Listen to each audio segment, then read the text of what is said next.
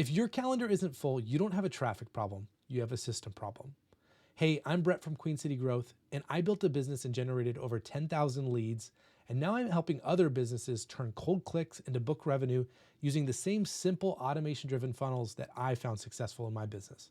Today, I'm gonna walk you through the exact system that you can use to reliably book more clients, even if your current traffic stays exactly the same. Because here's the truth.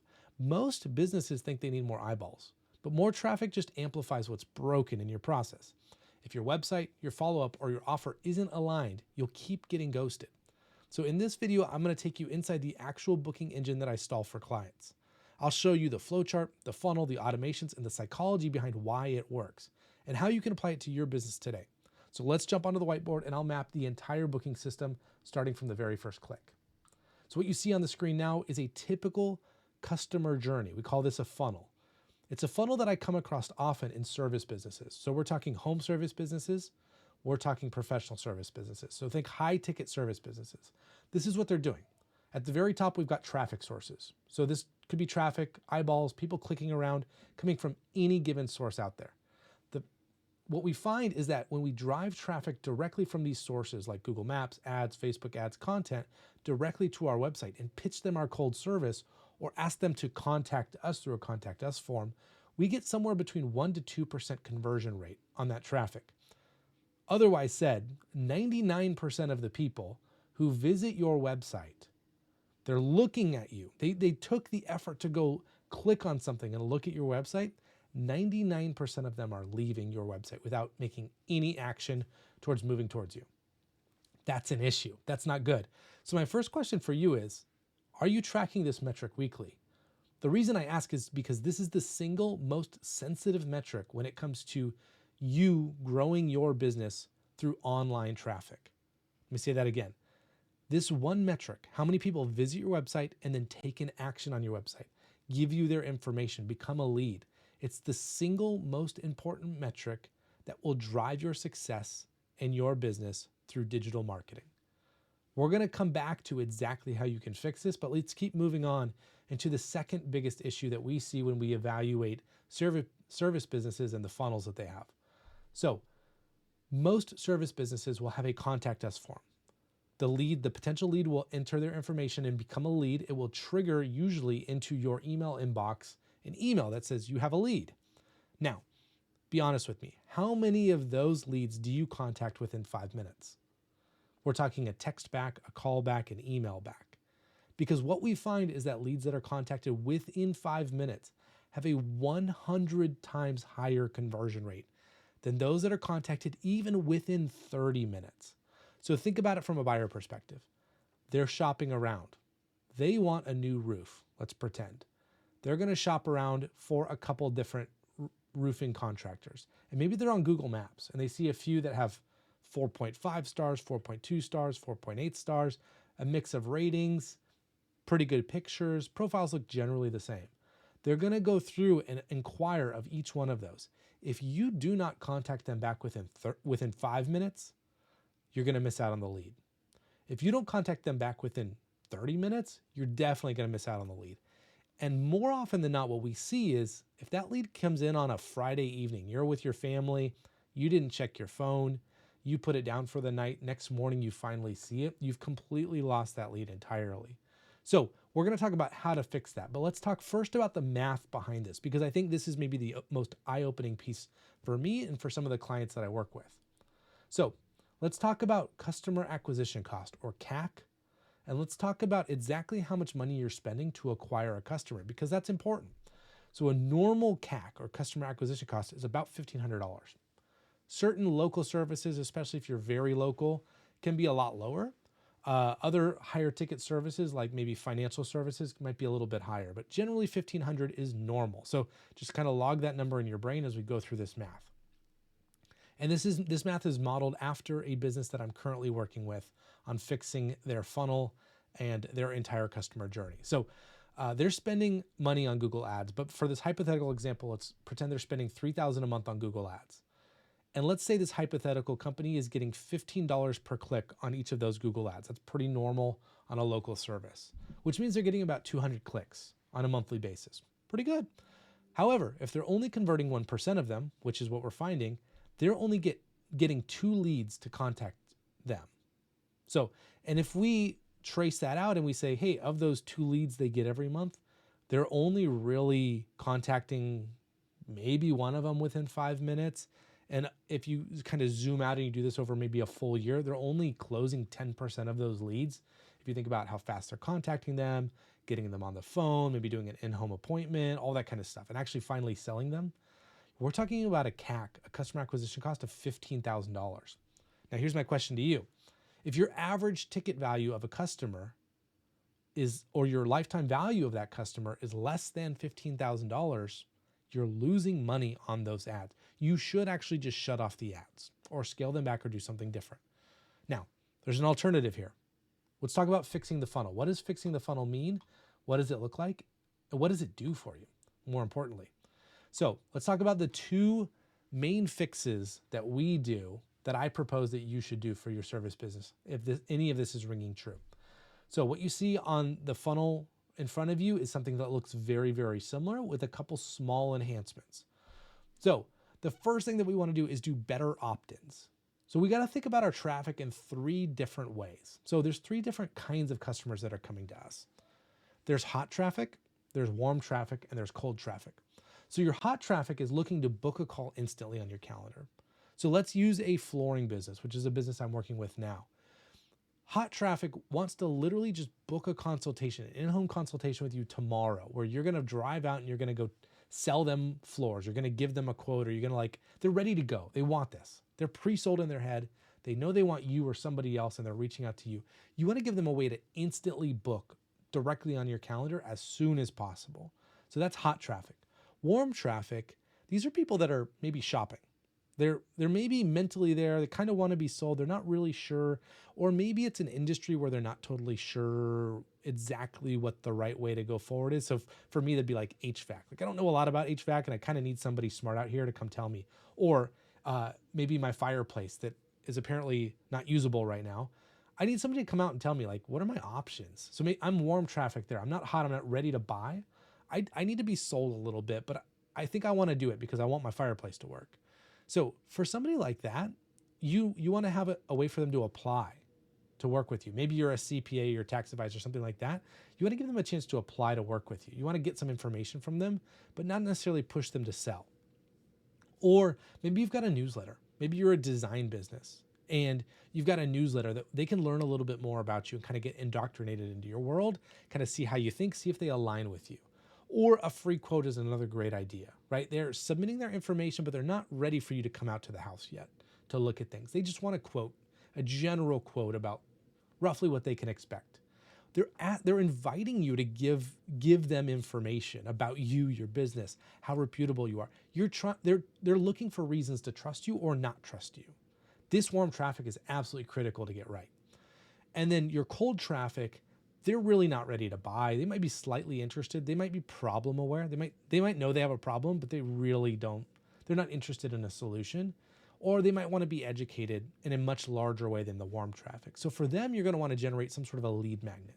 A lead magnet is something simply that just solves a small problem for the person. So it could be like a checklist to say, is your fireplace safe to be turned on this winter?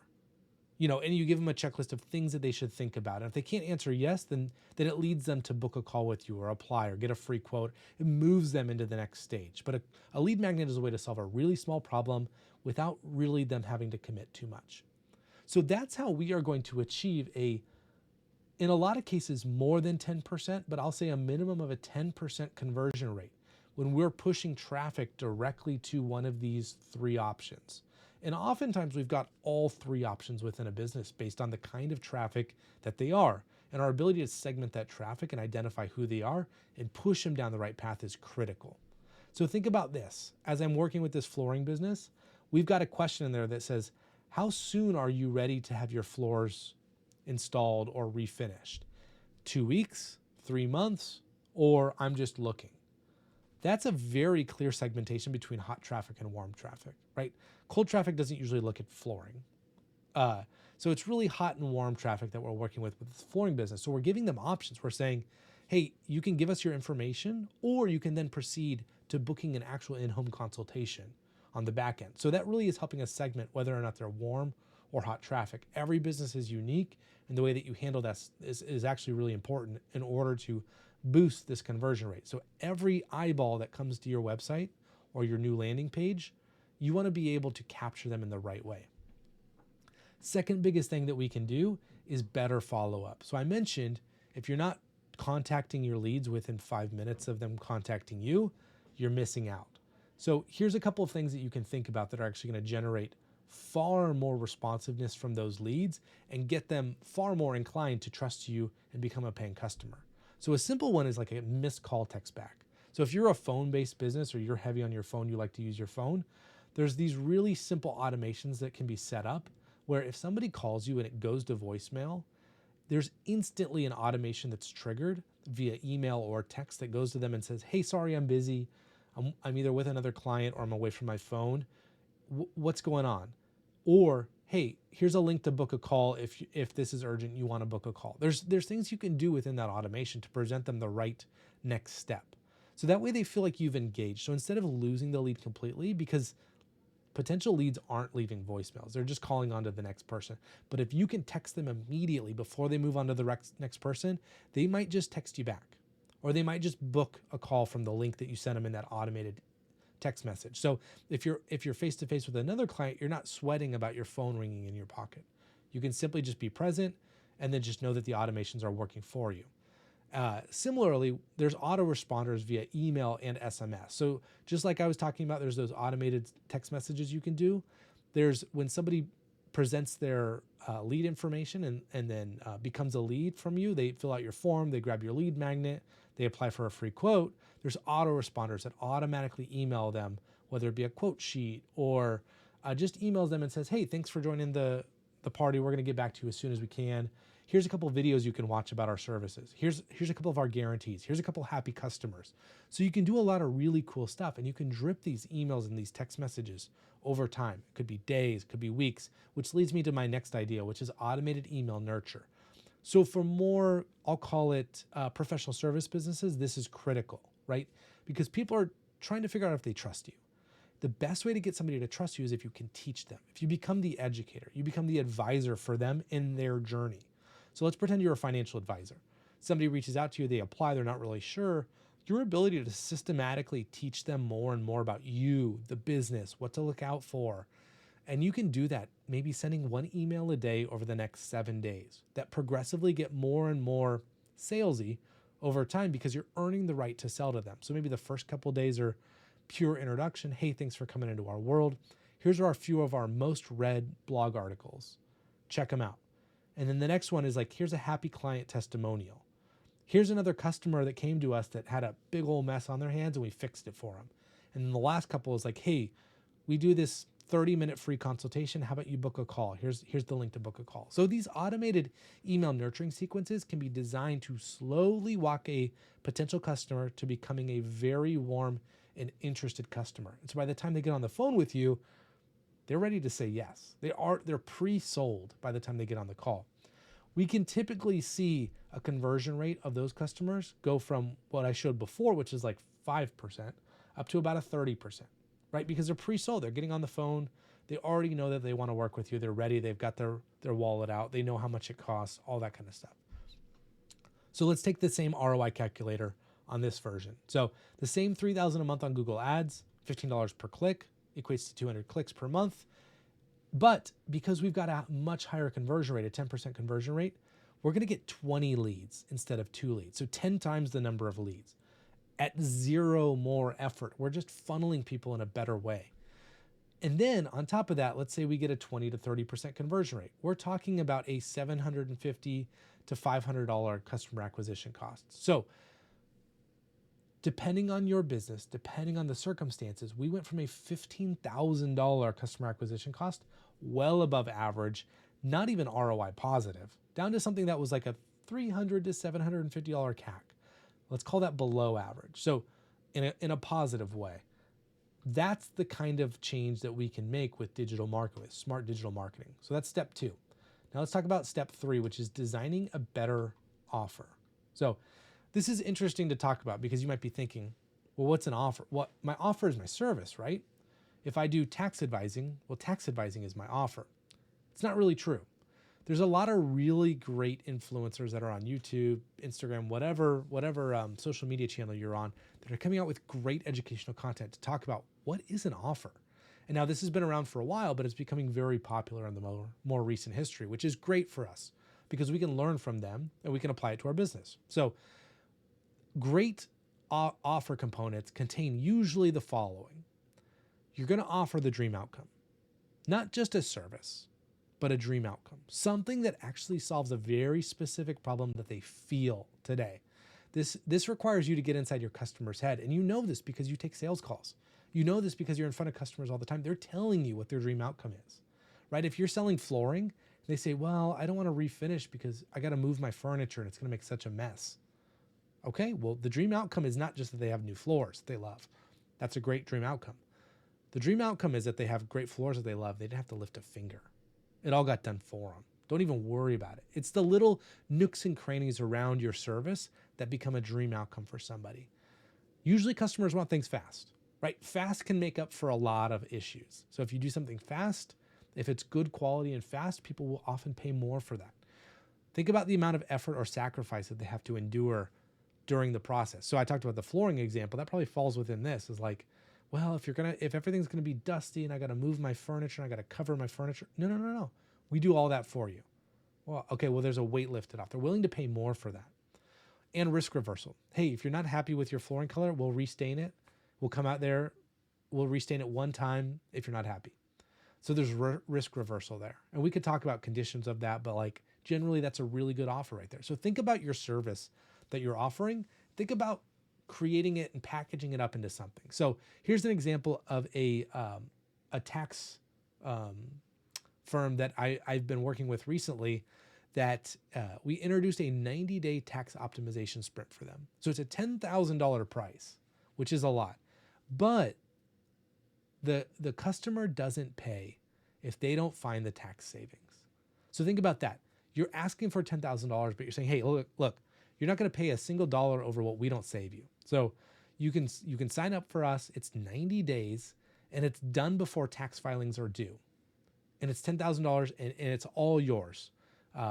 If we don't find the $10,000, you don't have to pay a single dollar. So think about that in terms of a better offer. Now, these are the three things. We just talked about the three things that are so critical in order to build a better service business. So now you've seen the complete booking system. So traffic comes in, the funnel captures the lead, the follow-up converts them, the offer gets them to book. When these three parts are dialed in, just like we talked about, your calendar fills consistently without working harder or spending more.